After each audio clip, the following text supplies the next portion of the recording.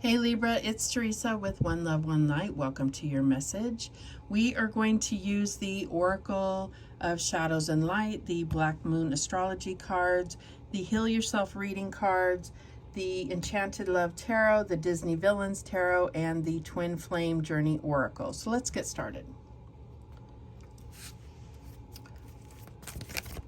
Holy Spirit, what do you have for Libra? What's the message for Libra? And we have the Sewer Mermaid. Your sensuality is beautiful, number 25.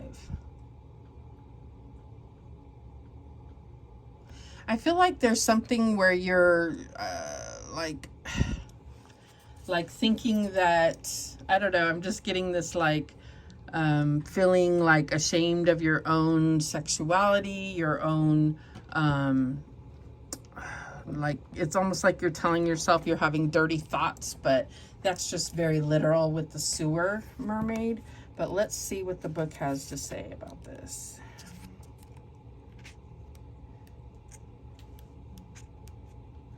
All right. Part of you that is natural and beautiful, most likely your body and appearance, has been influenced by thoughts and ideas about it being unworthy, unhealthy, and perhaps even dirty. So a part of you has had to evolve and exist in a less than healthy way. It is time to clean up your act, not of your natural looks, but of the way you have thought about yourself. Something beautiful has been treated badly. It is now up to you to begin to reframe your ideas and thoughts, and therefore your experience of yourself, your body, your worth, your ability to attract others, and to see yourself as worthy of love, respect, and consideration. Let this strong survivor mermaid show you how to love yourself and your appearance again, and rise above the rubbish and stink of the negative conditioning regarding your beautiful body and unique self. You are beautiful and very worth loving. This is the only truth that must be told at this time. There you go. It's like, it's similar to what I was saying, but there's something about feeling like you're unworthy and you have to lower your standards in order to attract in, any type of love, being almost like accepting of, and this doesn't have to be just romantic love. This could be in any of your relationships where you're just accepting less because of your own programming or your own belief of your worthiness. And it may have to do with how you view your physical body, but it's also just in general, something that we seem to have been programmed to believe as females, and I assume that most of my listeners are female. So if you're not, then just recognize that this is something that does plague the female mentality. It's something that so many women have to struggle to get through, get over, and will overcome ultimately. So we have Pluto transformation, number 11. Okay, so yeah, I feel like there's something about really transforming that part of your thought process, letting it go through a transformation to almost like the pain of it, allow that to transform you into something that is divinely beautiful, that you can see yourself truthfully. That's what I'm getting here. So let's see what number 11 has to say. People living deeply have no fear of death. Okay. So we're just going to do the key words here so we can see how this applies. So it's talking about destruction, creation, regeneration, passing away of the old and bringing in the new, people you know passing away, funeral homes, mortuaries, hospitals, sewers, latrines, bathrooms, dumps, graveyards, that which has been buried, decay, hidden or unseen things, ghosts, spirits, dark entities, hauntings, the occult, dark magic, sorcery, tunnels, the underground, vampirism, Gothic culture, weather, the genitals, procreative systems, and the lower colon, crossroads, divorce, changes in finances, the culling back of non-essentials in life, a twisted outlook, profound rebellion, and the colors black, purple, and maroon. And funny enough, they correspond the tarot card of the Six of Swords with this. So it's the key ideas are transformation, endings, beginnings, new ways, the end of the old, and intensity. So yeah, I'm just getting that there is definitely kind of a need to look in this shadow area of things that have accumulated, that lend themselves to this idea that you are unworthy. And it's like clearing out that kind of toxic thought process that, you know, just we are in general programmed to believe about ourselves, always trying to strive harder, knowing that this is what's underneath, or not knowing. Maybe it's subconscious and you have no idea what you really think of yourself. But being able to actually shed light on it and be able to see how beautiful you really are inside and out. All right, what else do we have for Libra? And we have number 8 with procrastination.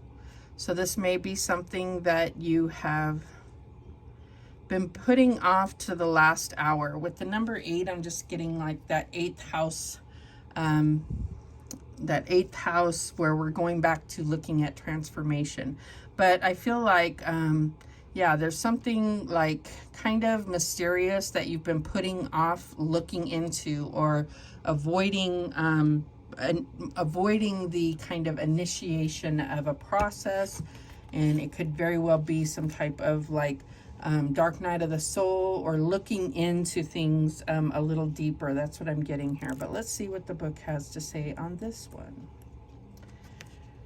All right, it says you need to change your tune and stop putting things off to tomorrow that you can do today. You are being called to action. There have been important tasks that you have delayed. Even if it is something that you don't want to do, like cleaning the house, paying the bills, looking for a job, losing weight, doing your taxes, studying, etc. Now is the time to take responsibility and move forward. The point of power is always in the present. This card is showing you that there is an urgency for you to take action. If you are putting off something that is meaningful to you and doubting whether you can do it, the message is to have courage to face your fears and do what you love. What is the worst thing that can happen? You make a mistake. Even if you do, you will learn. So I just feel like this is in general talking about putting things off in a sense that you are avoiding something. You are avoiding this. And I feel like this transformation is like been calling to you, or pulling at your hem. And it's like, you know, it's time to kind of sit down or settle down and allow this transformation to happen. And I feel like it's going to, yeah, it could be painful to look at some of this dark and dreary stuff within yourself, but it's also going to bring you out of this tunnel on the other side, a brand new person that is beautiful, like the butterfly coming out of the cocoon, ready to really show their true colors and take flight. That's what I'm getting here. All right, so what else do we have for Libra? And we have the Princess of Wings, the messenger. So there could be a message coming in for you, but I'm just getting like this is kind of like research, or looking at things, kind of analyzing things is what I'm getting here. It's like a need to really kind of get to the bottom of why certain things play out the way that they do. Yeah, there's butterflies in this picture as well. So I do feel like, here and here, I do feel like there's a need to focus on this transformation. Be a part of the process. Don't let it happen to you, but be a part of the process. Be like proactive in the process. That's what I'm getting here. All right, what else do we have? And we have the Three of Roses, the Three of Wands, opportunity. So yeah, I feel like this also has to do with your vision of the future and what you want from life, what you want, how you want things to look, and then taking action towards that. And you may be procrastinating that. What is the challenge here? And we have the Seven of Swords, opposition. So yeah, I feel like you may feel like things are against you in this way. You don't fit in. You may be feeling like there's some part of you that is unfixable is what I'm getting. So there is this kind of not just believing that there's opposition outside of you, but it's also happening within you. All right, what is the advice from Spirit here? And we have the Three of Pentacles, work. So yeah, I feel like this is that shadow work. This is co-creating with the divine. There is a need to realize that you don't have to do this all on your own, that you can ask for help and guidance through the process. And I feel like that will help you from putting this off any longer. If this is about like going through the dark night of the soul, or really taking that time to do that inner journey. I mean, I'm getting with this, with her holding this light, there's like this hermit energy that says it's time to really look at our own inner wisdom, the things that we've been through and how that's affected us, and how we can move forward from there to be more authentic, to be our strong and wise selves, right? What is the outcome here? And we have the Devil, yeah. And we have this seduction, and your sensuality is beautiful. So I feel like there is some really kind of deep idea within you that that may be connected to your sacral chakra, your root chakra, where you're really looking at some distorted or toxic ideas when it comes to your own sensuality, your own sexuality, your own experiences that you've gone through, not to mention what you've been taught to believe about that. And I feel like there's something that really needs to be transformed when it comes to that area of your own understanding of that, and be able to kind of clear that, let go of whatever this kind of negative energy that makes you think that you're dirty or nasty for considering those things. The bottom of the deck is the Queen of Wings, the Queen of Swords.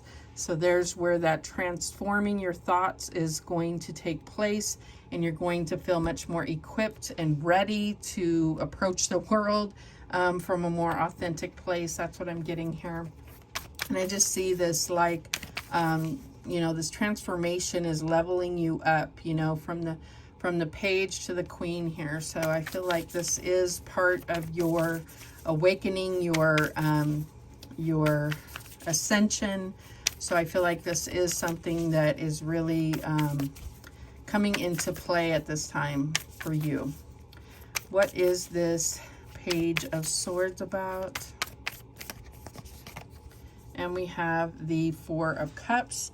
So yeah, I feel like this is about, yeah, I'm just getting like, this is about really looking at how you have believed and how that has tainted or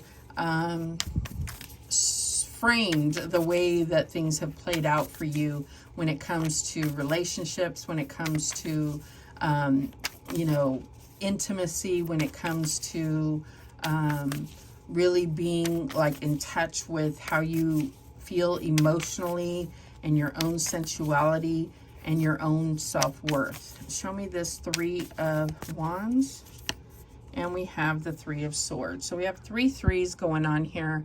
And I definitely feel like there's something where there is this like, this pain, this wound. This could be, you know, this could be something, you know, some kind of ancestral wound that has just been perpetuated over generations, of how we feel about ourselves, that we can't visualize something where we are fulfilled, to have those intimate and I'm getting like intimate and really divine love connections. That's what I'm getting here. And that can trickle over or pour over into other areas of your life, because it affects how you feel about yourself, how you see yourself, your confidence, your own standards, your own pursuit of wanting anything better for yourself. Show me the Seven of Swords. And we have the King of Wands. So, yeah, I'm getting that there is some type of kind of like over masculinization, and I don't even know if that's a word, like figure that has been in your past or in your present that has kind of solidified all the negative things that you thought about yourself. So, you know, and we tend to attract in that which we attract in people or situations that will validate sort of these negative ideas that we have about ourselves or about anything. We tend to find the validation. It kind of reminds me of the fact that you can say almost anything is true and say, yeah, I have proof. It's on the internet. You know, I can show you. Well, literally everything you can prove on the internet for one way, you can also disprove by just searching it, changing the wording and searching it. You will find evidence to back up anything that you believe or that you want to prove to be true. All right, so what is this Three of Pentacles about? And we have the Ace of Wands. So if this is in regard, all of this if this is in regard to career, I feel like you are getting a new opportunity to go beyond this, but that's just for some people. What I'm getting here is this is about that spark, that bringing back that healing energy towards your sensuality, towards your passions, towards your emotional connection, towards you know, what inspires you and what triggers you in a positive way, lights your fire within. That's all coming back, and I feel like you need to work with God, the divine, your angels, your spiritual team to help you to kind of get to the bottom of what needs to be healed and what needs to be acknowledged and discovered within yourself. So show me this Devil as the outcome. And we have the Tower. Yeah, it's like breaking free from this whole idea that that things are a certain way, that things are dirty or crude or whatever. It's like that's not the picture that we are born with. I don't believe. I believe we're born with a totally different instinct, and this has been taken over by, you know, just the way that the social programming happens through school, through life, you know, and just seeing things in entertainment and so forth. So, but this could also have to do with someone that, you know, like a parent or guardian or someone influential in your life that has really led you to believe this kind of thing about yourself. All right, at the bottom of the deck, we have the Page of Wands. So I do see you kind of taking this whole new approach to your future. It's like being more adventurous, being more focused on what you connect with when it comes to you know, sexuality and sensuality and how you emotionally feel about things. So I feel like this transformation is really going to change your approach to your future relationships and really just how you feel about your own value and self. So I love that there is this, like the genie lamp is here, and here is the genie lamp is being taken.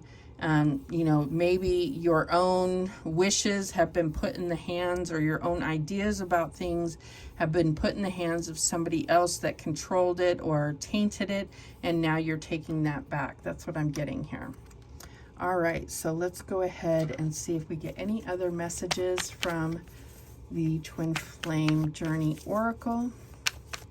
Any other messages for Libra? And we have winter. So you may have felt like you've been shut off. I feel like you may have been in hermit mode. You may have been in hibernation. But I'm getting that this is kind of like you may have been single for a very long time, or just felt frigid, or felt like even within your relationship that you've had a hard time connecting to the sensual part of yourself. And I feel like that's where this fire energy is coming in to warm things up a bit and help you to connect with that part of yourself. All right, what else do we have?